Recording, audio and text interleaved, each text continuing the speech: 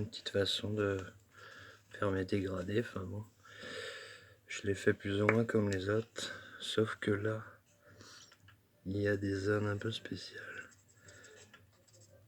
Et bon, bah, je vais vous montrer comment je fais quoi. En fait, il y a des zones que je veux garder claires. Ce qu'il y a, bah, le crayon, au fur et à mesure, il va devenir foncé. Donc pour pas justement avoir ce problème, je vais vous montrer comment je fais. Déjà, je vais finir ça. En fait, je vais travailler avec le blender, en fait, tout simplement. Et étaler la couleur directement à partir du blender, en gros.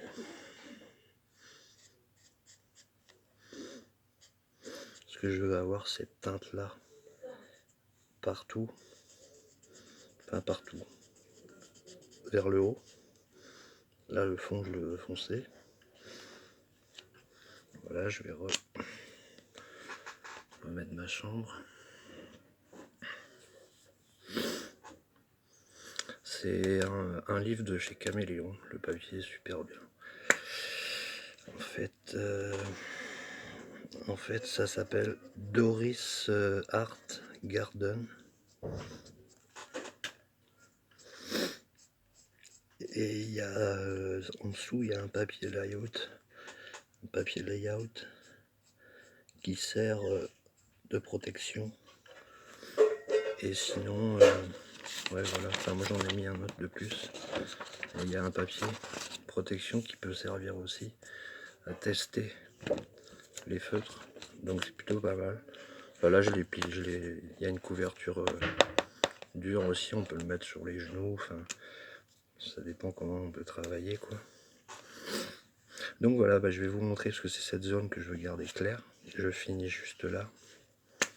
Et je vais pouvoir vous montrer ma façon. Je vais remettre encore, là c'est pas assez, le blender. Du coup je viens rééclaircir la zone. Je viens rééclaircir et hop, voilà. Alors je redescends. Petite intervention non prévue de ma mère. Voilà, et là je vais venir travailler avec le blender. En fin de compte, je prends sur la pointe et je l'étale tout simplement à l'aide du blender. Et j'en prends pas trop, voilà, suffisamment pour que ça soit coloré, mais pas trop non plus, parce que si je mettrais le crayon avec la chambre dessus, bon ben non, ça ferait le même effet, sauf que fur et à mesure ça va s'affoncer, quoi. On n'arrivera pas à avoir le même résultat que ce que je fais là. Donc voilà, c'est pour ça, bon, il y a beaucoup de gens qui me disent que mes dégradés sont super réussis, qu'ils n'arrivent pas à faire les mêmes. C'est tout simplement en fait une question de, de blender, parce que comme je me répète, mais pour ceux qui m'ont suivi sur les tutos, pour moi c'est un peu comme de l'aquarelle, le feutre à alcool, quoi, sauf que justement ça se gère pas avec de l'eau, ça se gère avec de l'alcool. Mais voilà, je suis tout simplement en train d'étaler ma couleur. Là j'en ai pris un peu trop, je trouve, mais c'est pas grave, le blender est là pour diluer, faire le mélange.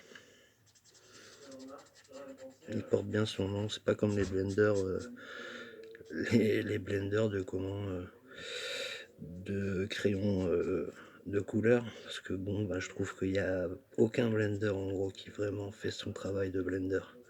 C'est plus des pour estomper, mais franchement pour faire du mélange de crayons, il n'y a pas mieux que mélanger les couleurs entre les couleurs, quoi, sans rien en fait, quoi. Donc voilà pour mon dégradé. Après je vais faire les petites fleurs et tout ça. Et donc ouais, voilà, moi toutes les parties que je vois voir au plus sombre, je n'hésite pas à revenir sur les parties sombres. Donc par exemple ici. Là, du coup, ça paraît hyper sombre, peut-être trop, mais c'est parce que c'est pas sec. Ici, c'est pareil. Je vais assombrir un peu. Et après, les parties que je veux au plus clair, ben, je reviens avec mon blender et ça va tout simplement éclaircir. Donc du coup, voilà, ça va jouer vraiment sur la distorsion, quoi, enfin sur la tonalité. Enfin, je parle un peu musique, la tonalité. Sur la... Enfin, vous voyez ce que je veux dire, la saturation, voilà, exactement, c'est le mot. Donc oui, on peut faire ce qu'on veut un peu avec le blender, même s'il y a un fameux point de dépassage, ben, on peut s'en servir comme une gomme, hein. Donc voilà, après vous pourrez... par contre, il faut bien le nettoyer, quoi, si jamais vous avez une autre couleur à blender. Donc voilà, c'est tout. C'était juste pour vous montrer mon petit truc ben, du fait de travailler avec le blender. Allez, bye bye.